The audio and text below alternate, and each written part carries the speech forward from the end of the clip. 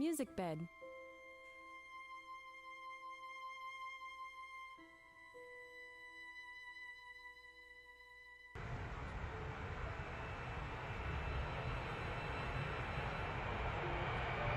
About 15 years ago, about 30,000 animals in the Las Music Vegas bed. Valley were euthanized each year. Currently, in the city of Henderson, a feral cat has two choices.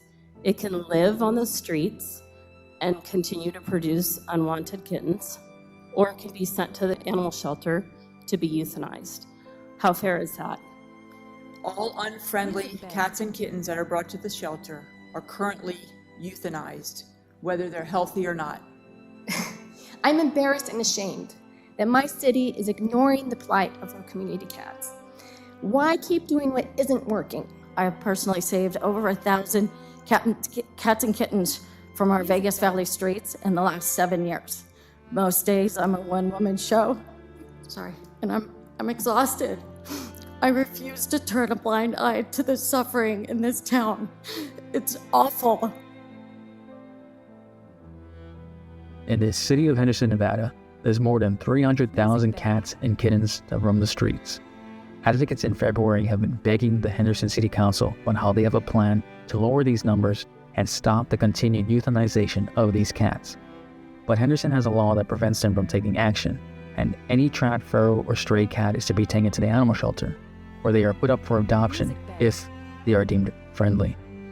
The majority, however, is not the case. I got a chance to speak with R.V. Bromley, an advocate that proposed one way to effectively control the cat population, while also stopping the increase of euthanizations in Nevada. My name is R.V. Bromley. I am part of a team of concerned citizens who are trying to get the program of TNR, trap, neuter, and release of feral community stray cats, legalized in Henderson. In Henderson, because we don't have a TNR program, cats are just being allowed to breed and be born to then be euthanized at the shelter. And I don't know why that would be allowed to continue. Yes, TNR is legal in Las Vegas and has been for about 15 years or so. But in Henderson, it's not legal to do that. It's legal to trap the cat, to take it to the shelter, but it cannot be put back outside where it was found, which is what TNR is all about. Music bed. Many other cities across the country have TNR programs to help control the stray, feral community cat population. They're not all, when you think about a feral cat, you think about this wild animal that's, going to hurt you, but but a lot of these cats are just cats that have been abandoned by previous residents or just, born outside and have never been owned, so they're not socialized, and that's why they don't really like people. Because these ferals are unfriendly, they have a much harder time getting along with humans. According to the Animal Alley Cat Organization, adult feral cats are not socialized to people, which means they cannot be adopted to indoor homes. As a result, they are likely to be killed if picked up by animal control or brought to shelters, so it is in their best interest for these felines to continue living outdoors. Which is why many TNR advocates argue for these feral cats to remain in an environment where they are cared for by caretakers. Angela is one such caretaker, as she provides care to nearly 20 cats that remain in her backyard.